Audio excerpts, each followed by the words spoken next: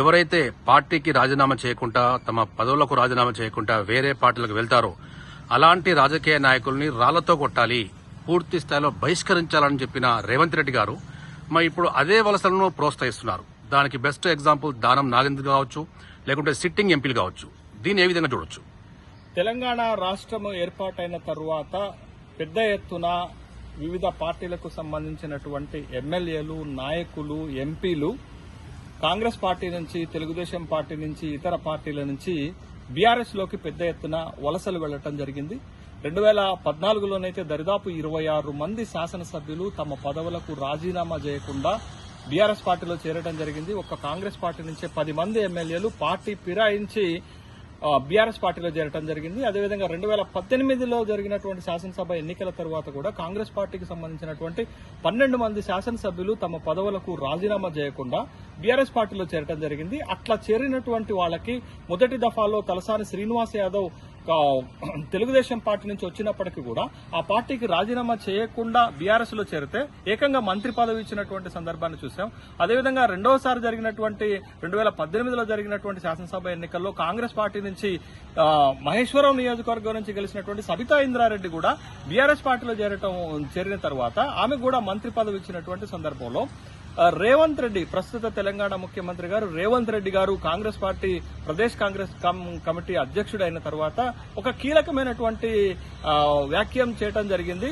ఎవరైతే ఏ party ద్వారానైతే MLA, ఎంపీలు అయితే గెలిచారో వాళ్లు పార్టీ మారేటప్పుడు ఆ పదవులకు రాజీనామా చేయకుండా పార్టీలు మారినటువంటి నాయకులను రాళ్లతో కొట్టాలి, రోడ్డు మీద పిచ్చి కుక్కను కొట్టినట్టుగా రాళ్లతో కొట్టాలనేటటువంటి ఒక తీవ్రమైనటువంటి వ్యాఖ్య చేసినటువంటి ముఖ్యమంత్రి రేవంత్ రెడ్డి గారు ఇప్పుడు 2023లో మూడోసారి తెలంగాణ రాష్ట్ర శాసనసభకు జరిగినటువంటి ఎన్నికల్లో కాంగ్రెస్ పార్టీ గెలిచింది. రేవంత్ రెడ్డి గారు ముఖ్యమంత్రి అయ్యారు. అయితే రేవంత్ రెడ్డి గారు ముఖ్యమంత్రి అయిన తర్వాత ఇప్పుడు 100 రోజుల పాలన పూర్తయిన తర్వాత బీఆర్ఎస్ పార్టీ నుంచి కూడా ఎమ్మెల్యేలు, ఎంపీలు కాంగ్రెస్ పార్టీలో చేరుతున్నటువంటి సందర్భం ఉంది. అయితే కాంగ్రెస్ పార్టీలో చేరుతున్నటువంటి బీఆర్ఎస్ ఎంపీలు గాని, ఎమ్మెల్యేలు గాని ఆ పార్టీకి రాజీనామా చేయకుండా ఇవాళ కాంగ్రెస్ పార్టీలో చేరుతున్నారు. ఇది ఎంతవరకు సమంజసం అనేటటువంటి ప్రశ్నలు తలెత్తుతున్నాయి. ముఖ్యమంత్రి రేవంత్ రెడ్డి గారు ఎవరైతే పార్టీ పదవులకు రాజీనామా చేయకుండా, ఎమ్మెల్యే, ఎంపీ పదవులకు రాజీనామా చేయకుండా ఇతర పార్టీలో చేరుస్తున్నారో వాళ్ళని రాళ్లతో కొట్టమన్నారు. మరి వాళ్ళ కాంగ్రెస్ పార్టీలో చేరుతున్నటువంటి వాళ్ళని దేనితో కొట్టాలి అనేటటువంటి ప్రశ్న సహజంగానే ఉద్భవిస్తున్నటువంటి సందర్భం ఉంది. ఇప్పటికీ పెద్దపల్లి బీఆర్ఎస్ ఎంపీ అయినటువంటి వెంకటేష్ నేత కాంగ్రెస్ పార్టీలో చేరారు, ఎంపీ పదవికి రాజీనామా చేయకుండానే. ఇప్పటికే చేవెళ్ల ఎంపీ అయినటువంటి రంజిత్ రెడ్డి గారు కూడా బీఆర్ఎస్ పార్టీ నుంచి గెలిచారు, కాంగ్రెస్ పార్టీలో చేరారు, రాజీనామా చేయకుండానే. తర్వాత ఖైరతాబాద్ నుంచి ఇటీవలనే 2023లో జరిగినటువంటి శాసనసభ ఎన్నికల్లో బీఆర్ఎస్ పార్టీ నుంచి గెలిచినటువంటి దానం నాగేందర్ కూడా కాంగ్రెస్ పార్టీలో చేరారు. కానీ తన ఎమ్మెల్యే పదవికి రాజీనామా చేయకుండా చేరారు.